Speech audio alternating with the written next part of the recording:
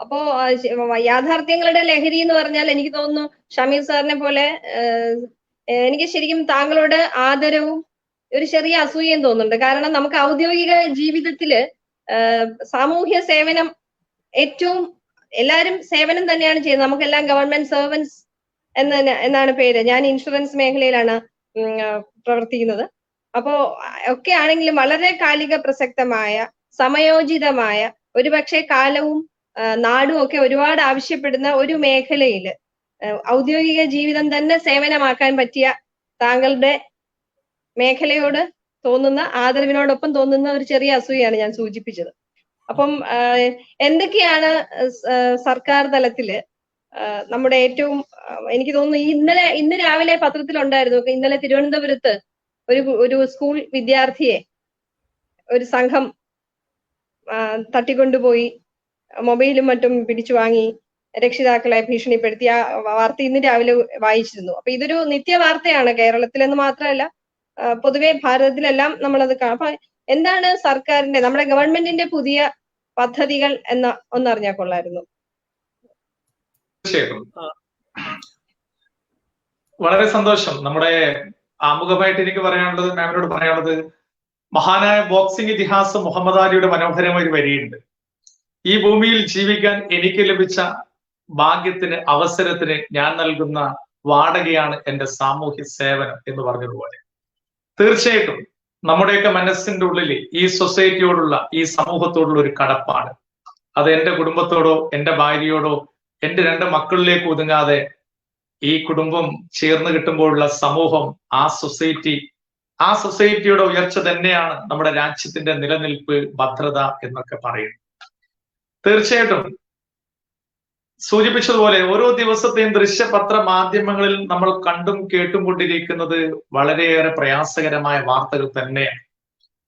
പെൺമക്കളുള്ള അമ്മമാരെ സംബന്ധിച്ചിടത്തോളം 5 മണിക്കെത്തുന്ന മകൾ ഒരു 5 കഴിഞ്ഞാൽ ഹൃദയത്തിന്റെ ഉള്ളിൽ ചങ്കിടിപ്പാണ്, നെഞ്ചിടിപ്പാണ്.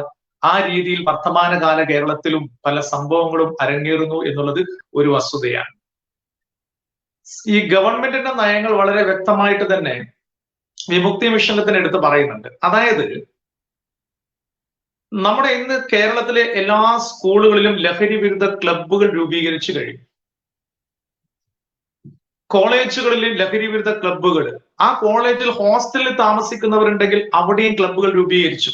ആരോഗ്യ മേഖലയിൽ പ്രത്യേകമായ ലഹരി വിരുദ്ധ ക്ലബ്ബും, അവിടെ ഹോസ്റ്റലിൽ താമസിക്കുന്നവർക്ക് പ്രത്യേകമായ ലഹരി വിരുദ്ധ ക്ലബ്ബുകൾ രൂപീകരിച്ചുകൊണ്ട് വിദ്യാർത്ഥികൾ തന്നെ അതിന്റെ കൺവീനറും ജോയിന്റ് കൺവീനറുമാക്കി അവരുടെ ക്യാമ്പസ്, അവരുടെ ഭവനം പോലെ സ്നേഹത്തോടുകൂടി പരിപാലിക്കേണ്ടതാണ്. അവിടെ സെക്കൻഡ് ഹോമാണ് അവരുടെ വിദ്യാലയങ്ങൾ, അവിടെ ക്യാമ്പസ് എന്ന് പറയുന്നത്.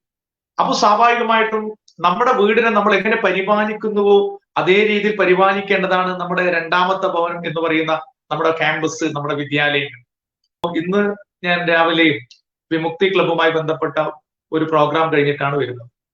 ഇതെല്ലാ സ്കൂളിലും ലഹരി വിരുദ്ധ ക്ലബ്ബുകൾ രൂപീകരിക്കാൻ ഗവൺമെന്റിന് നിർദ്ദേശമുണ്ട്. ആ ക്ലബിന്റെ മാസത്തിൽ യോഗം ചേർന്നുകൊണ്ട് ആ ക്യാമ്പസിൽ എന്തെങ്കിലും പരാതികൾ ഉണ്ടെങ്കിൽ വിദ്യാർത്ഥികളിലൂടെ അതറിഞ്ഞുകൊണ്ട് അത്തരം വിദ്യാർത്ഥികൾ ഉണ്ടെങ്കിൽ അവരെ സ്നേഹത്തോടുകൂടി കാര്യങ്ങൾ പറഞ്ഞ് മനസ്സിലാക്കി തെറ്റുതിരുത്തി നന്മയുടെ പാതയിലേക്ക് അവരെ അണിനിരത്താൻ വേണ്ടി വളരെ ജാഗ്രതയോടുകൂടി PTA കമ്മിറ്റികളുണ്ട്, അധ്യാപകരുണ്ട്, വിദ്യാർത്ഥികളുണ്ട്. ഇത് ഗവൺമെന്റിന്റെ ഏറ്റവും ബേസ് ആയിട്ടുള്ള ഒരു അടിത്തറയുള്ള ഒരു പ്രോഗ്രാമാണ്. അവിടെ മാത്രം ഒതുങ്ങുന്നില്ല. ഇന്ന് തദ്ദേശ സ്വയംഭരണ സ്ഥാപനങ്ങളൊക്കെ എടുത്തു നോക്കിക്കഴിഞ്ഞാൽ നാളെ ഞായറാഴ്ചയാണ് 4 വാർഡ് തല കമ്മിറ്റിയുണ്ട്.